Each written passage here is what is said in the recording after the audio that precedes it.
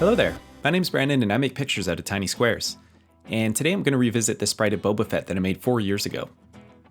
This was actually a great effort for what my skill level was at that time.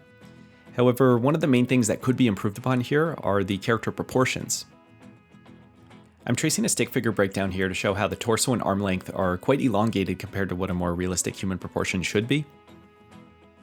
This could of course maybe have worked for a certain exaggerated stylization if that's your thing, but I can tell you that this wasn't the kind of abstraction that I was going for here. It's just sort of resulted from my inexperience at the time. For the new sprite, I've started by correcting the proportions of the stick figure base, and then began moving the limbs around to find a more dynamic pose. The original pose is definitely a safe or neutral feeling Boba Fett stance, but I wanted to try something that doesn't cover up the body so much, and I think it's possible to find a pose that's a bit more interesting while still staying in the realm of that stoic Boba Fett presence. As I build up the line work on the stick figure here, I'm looking to maintain some stylistic cues off that original, just to keep some sort of direct lineage from the old to the new one. I like the style I was trying to go for there, sort of inspired by the pixel art of the earlier Mega Man X games in a way. And I especially like how the top line of the visor is exaggerated down to make it look sort of extra vilified. So I'm constructing this in a way that maintains a similar design philosophy as what the original was looking to achieve. And thankfully it kind of helps that my tastes and influences are pretty much consistent with what they were back then, so it's not really a hard thing to tap into. I'm using my typical workflow of building a silhouette and then carving away from that to create the outline and inner detailing of the sprite.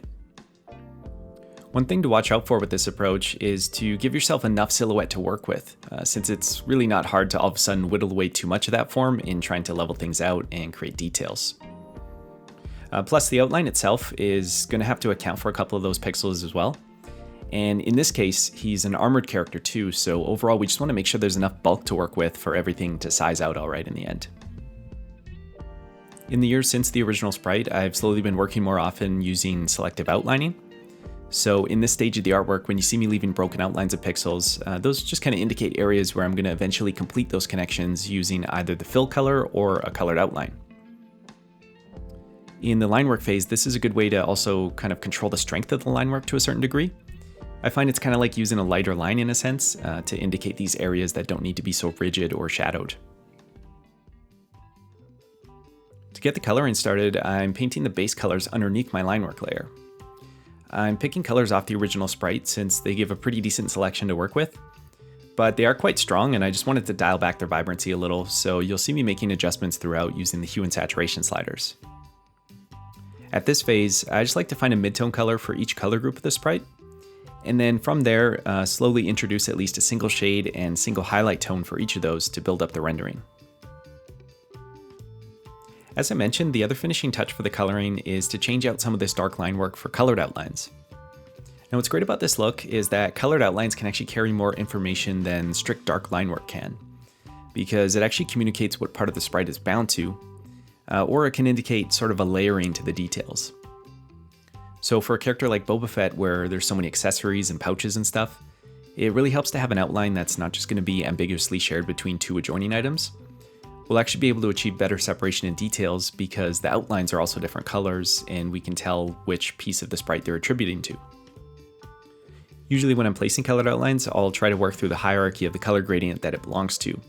So like if there's a spot that uses a full black outline, I'll try to have the nearby pixels step through the darker colors first to justify getting to that darkest shade being there.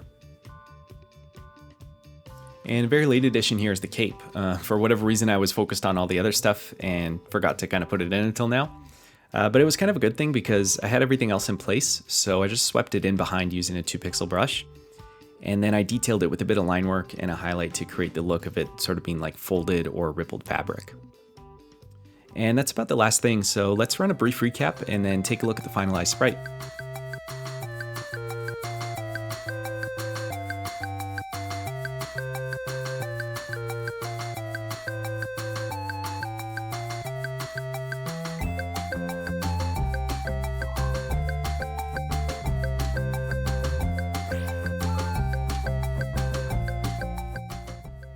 Alright, one of the final tweaks here was that I've adjusted the gray tones from being a blue-gray into more of a purpley gray, and I found that to be a nicer color complement with the green armor.